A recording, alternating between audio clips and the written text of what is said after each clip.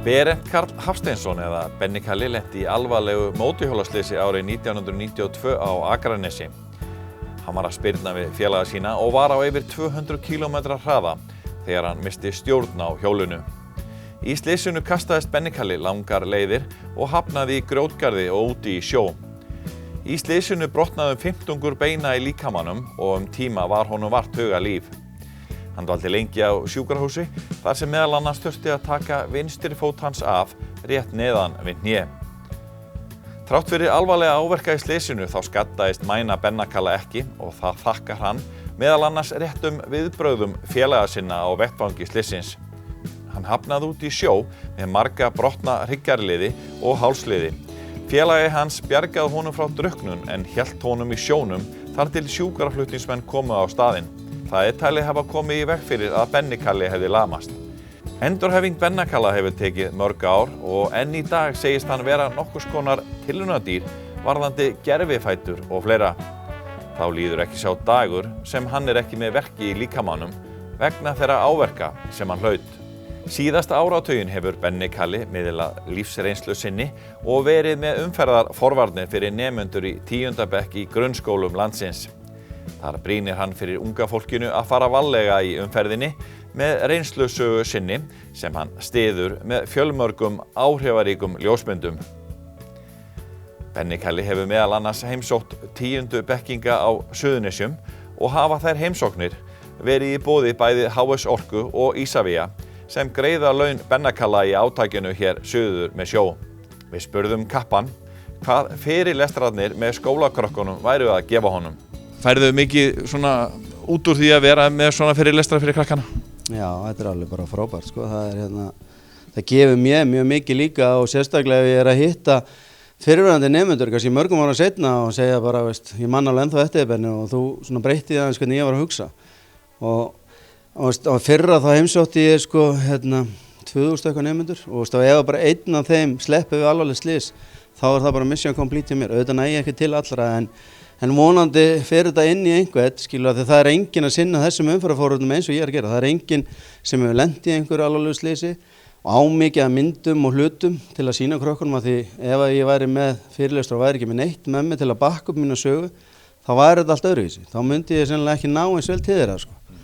Þannig að ég spyr líka þá, hefurðu trú á því að þetta beri árangur, það sem þú ert að gera?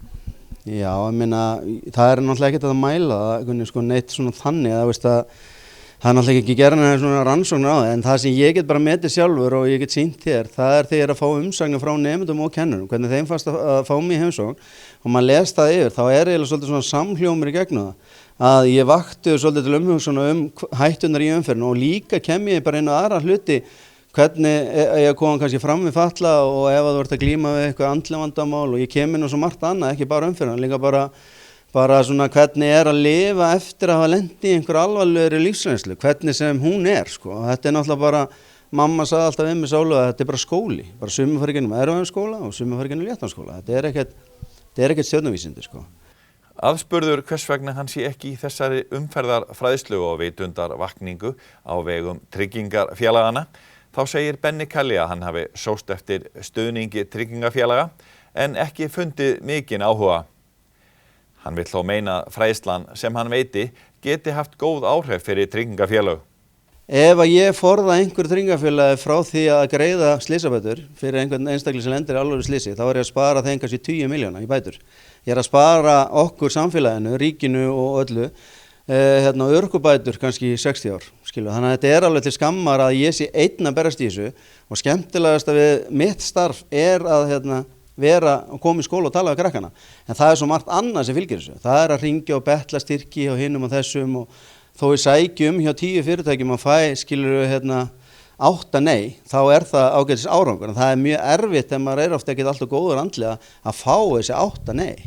Skilur, og ég búinn að berjast að komast hingað síðan skólaárið 2000, ég var síðast skólaárið 2011-2012, þá var Norðuról að styrkja mig þegar þeir ætluðu að fara að gera þetta ævintýri út í Helguvík.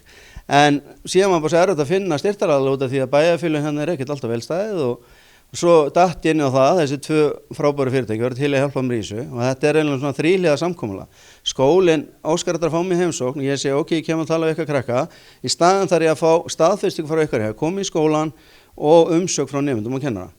Fyrirtækið, þið greiðið mér laun og í staðinn fáið staðfestingu hefur komið, síðan fáið umsögn frá nemendum og kennara, þá sjáum við raunverulega hvernig fjárfestingin er. Er þetta skynsamlegt að halda þessu áfram eða var þetta bara hrein og bein peningasón? Þetta er ekkert svona flókið, að því mikið af öflugum fyrirtækjum er að styrkja alls konar verkefni en vita síðan kannski ekkert hvernig það er notað, það er engin eftirfylgni. Þess vegna vildi ég hafa þetta bara frá byrjun, klippt og skorið. Svona fær þú þetta, ég vinnu mína vinnu, fær mín laun og allir eru einhvern veginn með á hreinu hvað þeirra hlutverk er. Sko. Þau Kasper og Katla voru í hópi nemenda við Holtaskóla sem hlustuðu á Benna Kalla og þau sögðu að saga hans hefði haft áhrif á sig. Æja krakkar, hvernig fannst ykkur svona þessi fyrirlestur hjá honum? Bara mjög svona spennandi og mikið svona fræðsla þetta. Margt sem maður vissi ekki alveg. Fannst þér þetta pínu sjokkarandi sem hann var að segja? Þetta var mjög ógeðslegt á köflum og já. Nú talar hann sérstaklega til stráka því að þeir eru oftast að keyra svona bíla og mótorhjól og annað. Hvernig fannst þessi skilaboð að vera frá honum? Að mér finnst það bara frekar sniðugt samt, þetta er ekki bara eitthvað sem hann segir heldur, þetta hefur gerst við hann persónulega svo það teka meira svona til mín, svo já. Heldur þú eftir að hugsa þennan fyrirlestur svona þegar þú ferða, ef þið langar jafnvel einhvern tímann að kaupa mótorhjól eða þú ferð að keyra? Ég held ég fæ bara martraðir af mótorhjólum núna. Fannst ykkur þetta svolítið ótrúlegt? Já, algjörlega. En það er svolítið magnað að sjá hvernig hann er eftir þetta. Fannst þér þetta svona áhrifaríkt? Já, hann er náttúrulega góð, hann er náttúrulega orðin miklu betri núna og hann er búin að æfa sér rosalega mikið fyrir þetta. Mikið, þú veist, sem kemur fyrir sem varst að gera. En þegar hann sagði að stelpur eigi að passa sig þegar að strákarnir eru að fara að keyra hratt og eigi bara að spyrja annaðhvort stopp, hægir á þér eða ég vil fara út úr bílum, ertu sammála því? Já, en það er náttúrulega ekki allir sem að þora að segja þetta. Það er örugglega meira sem að vera að segja að stelpur þora að segja við þá, nei ég vil þetta ekki, fattar mig, stoppa þig. Ef þú væri strákurinn sem væri að fara að keyra hratt og stelpan í bílum myndi spyrja þig að þessu, hverju myndir þú svara? Ég er bara að stoppa bílinn, það er ekkert meira að gera. Þannig að þér fannst þetta gott hjá honum? Já, bara algjörlega snild. Sammála því? Já. Þannig ég hugsa að alla stelpur sem að eftir að lendi í hugsanlega í svona aðstæðum muni hugsa sér tvisvar um. Fyrir þennan fyrirlestur hef ég ekki gert það. Mér finnst það ógeðslega gaman, mér finnst gaman þetta adrenalín, en núna ef maður búin að sjá þetta, þá er þetta alveg svona, ég ætla að halda mér í hinu. Það er alveg svona sem maður hugsa sér um. Svona að lokum þessi gerfi búnaður allur sem að þú ert með frá Össur og svona hefur orðið mikil þróun í þessu? Já, alveg rosalega sko. Þegar ég slasast þá er Össur bara lítið svona fyrirtæki og er á hverju skötunni við hliðina á lögustöðinni og ég kem bara á mótnana með Akraborginni og svo er ég bara allan daginn hjá Össur og fer bara heim með Akraborginni kvöldin og ég svaf bara þarna sko, átarn og svona. Og þá voru þeir að byrja með þessar svona sílikonhulsur, eða ég vilt að ég sýni ykkur þær, að þá get ég farið hérna úr og sýnt ykkur þetta. Að þá voru þeir að byrja með þetta hérna sem var algjör svona bylting á þeim tíma. Og áður fyrr, að þá var gerðufótur, þá þurftur að reyra hann fastan við læraðir. Með svona leðudóti og vera bara með svona hérna niður. Sko þetta dæmi er búin að þróast mjög mikið gegnum tíðina.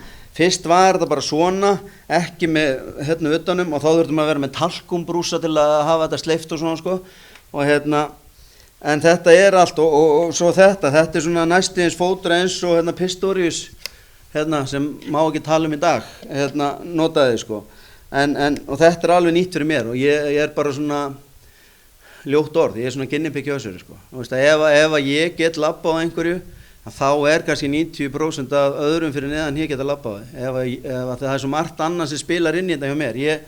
Ég er með ónýtt nýja, ég er með lítið stöp, ég er með ónýtt af mjöðum, ég er með ónýtt bak. Það er svo margt sem svona leggst saman í það að sé erfiðar að smíða á mig en fyrir kannski Jón út í bæ. Sko. En þú ert brattur?